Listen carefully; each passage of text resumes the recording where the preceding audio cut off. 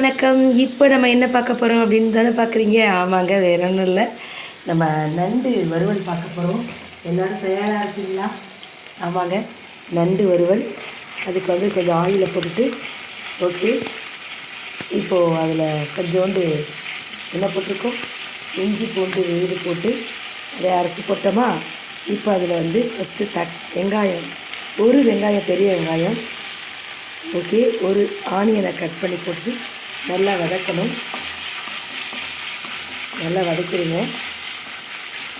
நல்லா வதக்கிட்டு இப்படி வதங்கின பிறகு நம்ம என்ன படுத்துகிறோம், இதில் வந்து டொமேட்டோ படுத்துகிறோம்.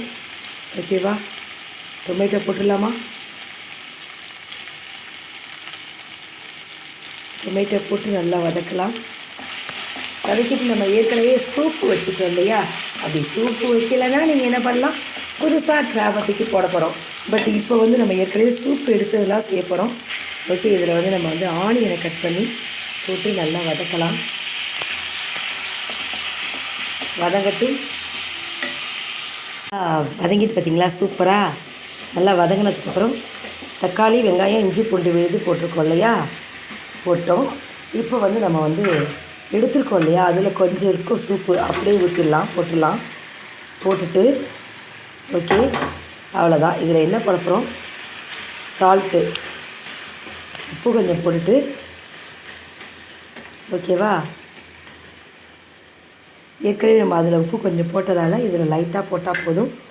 மிளகாத்தூள், மல்லித்தூள் போட்டு நல்லா என்ன செய்யணும், நல்லா கொஞ்ச நேரம், ரொம்ப தேவையில்லை, அந்த மிளகாத்தூள் மல்லித்தூள் வாட போகிற வரைக்கும் செய்தால் போதும். ஓகே, மிளகாத்தூள், ஏன்னா மிளகுத்தூள் நிறைய ஏற்கனவே போட்டிருக்கோம், அதனால் கொஞ்சமாக மிளகாத்தூள், கொஞ்சம் மல்லித்தூள் போட்டு ஓகே, கொஞ்சம் மல்லித்தூள் போட்டுருவோம். போட்டுட்டு நல்லா வெந்ததுக்கப்புறம், வெந்துருச்சு ஏற்கனவே, ஸோ ஏற்கனவே வெந்ததால் நமக்கு ரொம்ப வேலை கிடையாது. இந்த மல்லித்தூள் போட்டோம். மல்லித்தூள் உடம்புக்கு ரொம்ப நல்லது இல்லையா, கொத்தமல்லி ரொம்ப நல்லது, மிளகுத்தூள் நல்லது, மல்லித்தூள் ரொம்ப நல்லது.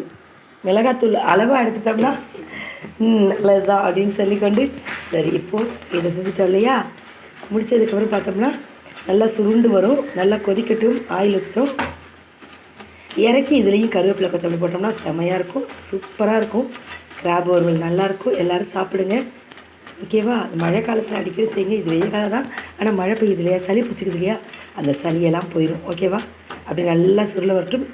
ஆயில் கொஞ்சம் ஊற்றிட்டோம் முன்னாடியே, இன்னும் கொஞ்சம் ஆயில் ஊற்றலாம். இதில் வந்து தேங்காய், ஒரு மூடி தேங்காய், சோம்பு அரைச்சி ஊற்றுவாங்க எங்கள் வீட்டில். பட்டு பையனுக்கு கொஞ்சம் தேங்காய் போட்டால் பிடிக்காது, அதனால் நம்ம சும்மாவே அப்படியே சுருளை வறுக்கலாம்.